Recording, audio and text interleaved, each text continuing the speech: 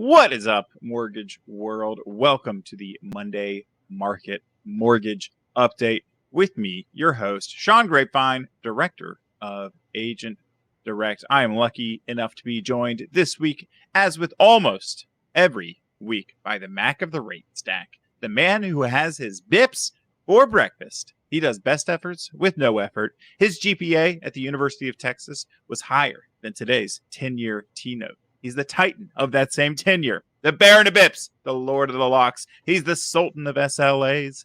He's the titan. I already said the titan of the tenure. God, stupid. He needing only to keep his core warm. The Viceroy of Vests himself maneuvers expertly about, arms flailing, locking loans, and signing on new lenders at lightning speed. It is the one, the only, the awesome Austin Koenig. Welcome, Austin. Thanks, Sean. I appreciate the illustrious intro as always. No worries about tripping over yourself. I think it's probably No, my internet, it's not. It's lagging like today. That's all it is. This is my one job here at UMortgage. This is specifically why I was hired on. This is why I have the salary that I have. I just get paid for this, and I shouldn't say Titan of tenure twice. I just shouldn't do it. And I apologize to my fans and my agent. All good, all good. Thank you. Well, Thank you. let's jump right into it. We'll brush right through that, and I guess kind of your running joke here is we're just always kind of come to tenure at 3.5, and I think we're right at that number this morning. 3.501. Yeah, 3.501, 3.494, whatever it is, it's right there. So death taxes 3.5. That's what we got going on. That's all there is so far. But let's go over why that is. We had a bit of just a mix of news, right? Last week we had the Fed raised the rate, the federal funds rate, but indicated that they were planning deposit coming up. So that's kind of equalizing news there, but sort of net good news. And then we had another fantastic jobs report. Oh, fantastic for people who like jobs. Not fantastic for people who like lower rates. Tell us about these contradicting factors here. Yeah, and I think we have a lot of things to digest. So let's start first off with kind of the big one, which is the Fed meeting, and obviously, kind of as we all predicted, and what was priced in the market, 25 bips. We got that. The press conference was where all eyes and ears were focused on. 25 bips, the market could care less about because it already knew it was pretty much a sure thing. We thought that we'd get maybe a direct answer on there will be a pause. We didn't get a direct answer necessarily of, hey, we decided, yeah, for sure, next meeting we're not hiking. I think generally what we're getting here is a kind of a look into it as we're not just look into my words and kind of like try to parse some sort of like interpretation out of it. And it's kind of where Jerome Powell's heading is he thinks this is a good rate. He thinks this is a restrictive enough rate, but obviously they're very data dependent and they will continually look at the data that gets released to deem if they need to continually go more restrictive. So kind of there's no official word on, yes, this is the top, this is where we're staying at. But it seems like the Fed would not be super comfortable with going much higher, but they're not afraid to do so if necessary, deemed by the data. So it's kind of one of those things where it's like, all right, so then we're at a pause, right? And you don't know for sure. But that's kind of what the market thinks. What is the what are the, I don't know how you even discern this, the swaps or whatever, like what's the percentage chance that this is that a pause is priced in? I think last I checked, it was sometime not too long after the press conference, and it barely ticked up. It's below like a 10% chance, if I'm not mistaken, of a hike in the next meeting.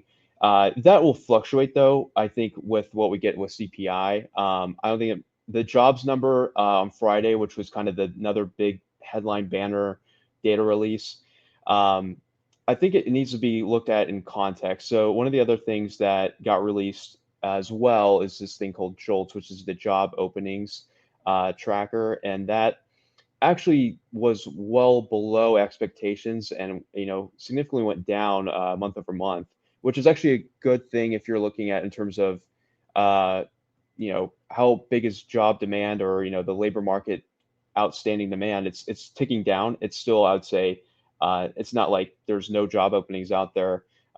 There's plenty of job openings, but it ticked down. So probably some, employers took some job openings off the table that maybe never got filled. So that's probably a good sign in terms of like labor market excess demand. Ticking down. The jobs number itself was higher than expectations, of course. One thing to look at too, though, is we saw the previous one get revised down a fair amount. Now it still Mhm. nets to a positive job gain, but I would say that it's not as crazy of a beat in terms of job numbers as you may have seen. Like I think the market reacted to it, with worse rates. I think it was warranted, but necessarily it's not like, okay, there's for sure another hike coming now. Sure. I think it wasn't as strong as maybe it leads off to the Right. naked eye, just looks of what that headline number is versus expectations. I think it's a little bit weaker than what kind of leads on. But we have another big number this week. What? Yeah. Okay. So yeah, the CPI is coming out. What are and that's on Wednesday, and usually, or not usually, is always released at 8:30 a.m. on the dot by the Bureau of Labor Statistics. What are the what's the economist's expectation of it? So to recap, it came out at exact 5 on the dot. Wait, is that right? No, Yeah, 5% on the dot was like the was last CPI month. Mhm. last month. Yep. And what are the economist's expectations? So uh, expectations are 4.9% from what I'm seeing, as of this morning. So I mean, it basically we just need to see it go below 5 to meet expectations. One of the things that I think is the most probably important part of it is, where we're going with, core inflation, because core inflation is actually still higher than regular CPI. So some of the things that are dragging down CPI are some like the energy prices that are coming down, the more volatile parts of Sure. your consumer package, right? But the things that are kind of staying sticky is, the rent and housing costs, and some of the like service costs, I guess you could say, are a little bit, they're still elevated. So just seeing if that actually has any weakness to it, more so than expected. There's not really expectation for core to drop at all, really. In the kind of what I'm seeing right now, it's going to be 5.6 is what the forecast is. That's what printed last month. So, we'll see what happens in terms of that, but that's going to drive, markets there, depending on how that number looks. On top of that, it's also they have a PPI, which is kind of like the producer's price index. Think about, who's buying the goods to sell to you. That part of it is also part of the equation, and seeing if that has any weakness, alongside of what CPI looks like, and see if there's kind of a disjointed number or anything like that. But that's kind of where we're kind of looking at Wednesday, Thursday, important pricing data pieces, and then there's going to be Fed speakers throughout the week. All right, so a lot to interpret there. It sounds though like a lot of it. We're at least maybe getting some steadiness introduced to the market now. I mean, I'm sure everybody would prefer, volatility in CPI if in inflation if that meant it was going down. But barring that, at least we're starting to see some leveling off of jobs reports and the $200,000 or 200,000 jobs gained. Slowly decreasing inflation. Uh, could that provide some much needed stability to the mortgage rate market? We'll see. I think generally the mortgage rate market will kind of mimic, how rates are generally, right? Like I think there's a little bit of kind of a weird spot that the whole mortgage and housing market is in general, right? With kind of the lack of inventory and the demand for mortgages, or demand for people to sell their house is kind of like a tough spot that we've all been, you know, stuck in, because everyone has these low rates that they're locked into, and I think it's creating sellers a lack of motivation to actually put inventory in the market. So we're kind of seeing who's really price sensitive or rate sensitive or payment sensitive, affordability sensitive. It's kind of tough to see that story play out because of the lack of inventory we have currently. in the heart of spring purchase season at the end of the day, right? So kind of seeing how that plays out is going to be interesting to see. But on top of that, you know, I think rates being stable and also having a very clear forecast of what's going to go through here is, I think, very important. Banks' health is also going to help, fluctuate mortgage rates as well, because if we're seeing, continual pressures on the bank world, that's going to be, yeah, I think something that always impacts some of the, you know, biggest bonds that they might trade in, which is they're big investors in MBS and that sort of Mhm. thing. So, if they're having an issue being able to put on more, MBS into their balance sheet, that's going to create some remove buyers from the pool necessarily. So I think these are things that we have to continue to monitor. And the Fed's going to continue to monitor that too, obviously, is the banking sector health. And we haven't even talked about the Fed, like the whole federal government's deficit that we have to actually think about on Uh-huh. top of everything else. That is something that is continually going to be a drama-filled political, brawl necessarily. That I think we have a uh, pretty low amount of time left, and it's basically to the end of the month to get this figured out, if not earlier. So we'll see how that gets figured out. If it does, that's going to be the ultimate, stability thing that we need to get figured out.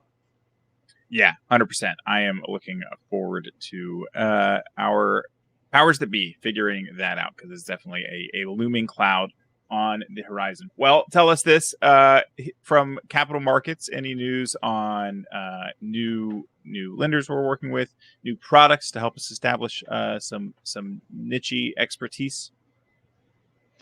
Yeah, so I think in terms of lenders and products that we're wanting to push and just kind of bring to everyone's radar, I'd say two non-QM lenders that we've had a lot of great feedback from in terms of working with and giving, great products to our LOs.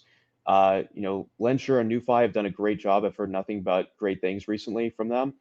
On top of that, we should be releasing some new lenders here once we get some trainings going on our side. I think Rob will be talking about this in some of the weekly sales meetings or huddles going forward. So be on the lookout for that. I think there's one more non-QM, like kind of uh, extra niche that we're going to be filling here with Acro lending here in the near couple weeks, which will be Nice. great. There's also some other VA solutions that we're looking at too. Hopefully we have that, out to you guys as well here in the near future. In terms of that, also, we should be releasing by the end of the month a new portal within SharePoint to actually submit DPA and lender requests in a more like a official trackable form. So you guys can also have that anytime you get a new DPA or something like that, you have a place that you can always just drop it into and get the feedback. If we can do it, we can't, or something that's doable in the future, but maybe not so much in this a couple months or something like that. We'll kind of give you guys a more trackable, easy to maneuver process instead of going over emails. And obviously everyone's emails, they can get kind of messy. So at the end of the day, I think this is a better way of we're going to be pushing this out. So just be on the Nice. lookout for that. Huge It fan. should be, Huge fan of that. yeah, Great stuff. SharePoint lists are the basis of my entire life right now, and happy you guys are jumping on board. I'll put in the nichiest of possible loan products in there, just to get you loaded up. So, all perfect. right, guys. Well, we had the Fed last week. We had good jobs report. We've got CPI coming up on Wednesday. Economists, they don't see a big change in CPI numbers coming out on Wednesday, but you gotta have hope. What are we without hope? So could be good news, could be no news, could be bad news, but we're looking forward to interpreting it however it does come out. And the best place you can be is here at UMortgage. No matter what happens, we are uniquely situated to take advantage of whatever situation the market puts us in. Let us know if you have any questions in the comments. Be on the lookout for being able to request new lenders and products as well in the future.